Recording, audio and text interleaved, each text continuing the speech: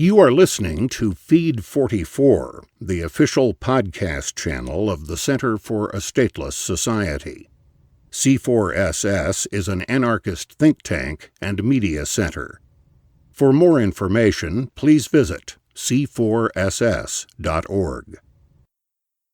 The New Deal's Legacy of Corporate Welfare by Nathan Goodman, posted on c4ss.org July 2nd, 2015. Read by Tony Dreher.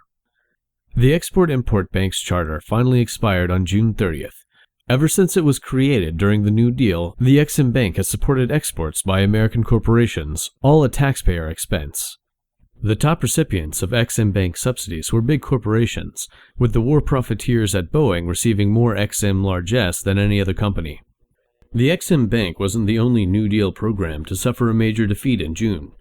On June 22nd, farmer Marvin Horn triumphed at the Supreme Court against one of the most comically cronyist New Deal relics around, the Raisin Administrative Committee. The Raisin Administrative Committee claimed the power to take 47% of Marvin Horn's raisins without compensation.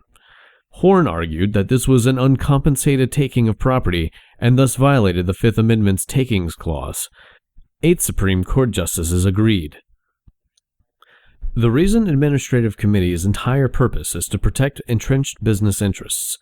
As Cato's Trevor Burrus explains, the RAC is a group of 46 raisin growers and packers and one member of the public that regularly meets to decide how many raisins they must take off the market in order to keep the price of raisins artificially high.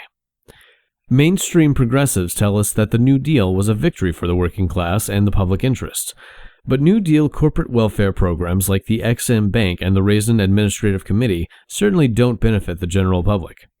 Instead, these corporate welfare programs illustrate the findings of leftist historian Gabriel Kolko. He argued that progressive reforms, including the New Deal, embody the principle that government sanctions are used to back private power in specific industries, meaning generally the biggest firms in the industries involved. To Kolko, progressive reforms were not victories for the working class or for idealistic reformers, but for big business interests. Today, those business interests aggressively defend the privileges they've secured through state power. For example, the Chamber of Commerce praises the Ex-Im Bank, arguing that export subsidies create U.S. jobs and grow the American economy. Economist Véronique de Rougy points out that the job numbers often cited by Ex-Im proponents are based on sloppy methodology, and have been roundly criticized as misleading by the Government Accountability Office, among others. Moreover, she notes that export subsidies do not create or support jobs, they redistribute them from unsubsidized firms to subsidized ones. These subsidies do not benefit working people in general, instead they benefit privileged corporate interests.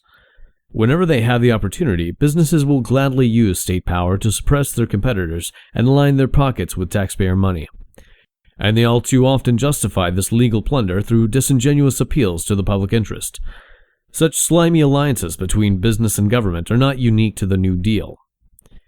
Gabriel Kolko documented these perverse cases of corporate-state collusion in 2 books. Kolko's book Railroads and Regulation documented how the railroad industry supported political interventions for their own benefit between 1877 and 1916.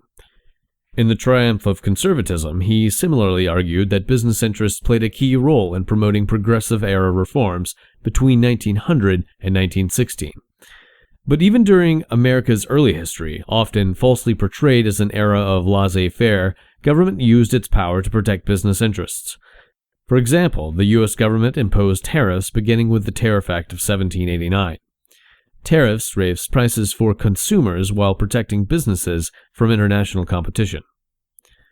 As Adam Smith noted, people of the same trade seldom meet together, even for merriment and diversion, but the conversation ends in a conspiracy against the public, or in some contrivance to raise prices. Government provides the most effective mechanism for business interests to carry out such antisocial actions. Since government and business often collude under public-spirited pretexts, all state intervention should be subjected to skeptical scrutiny, no matter how progressive its proponents sound. You've been listening to Feed 44, the official podcast channel of the Center for a Stateless Society. C4SS is an anarchist think tank and media center. For more information, please visit c4ss.org.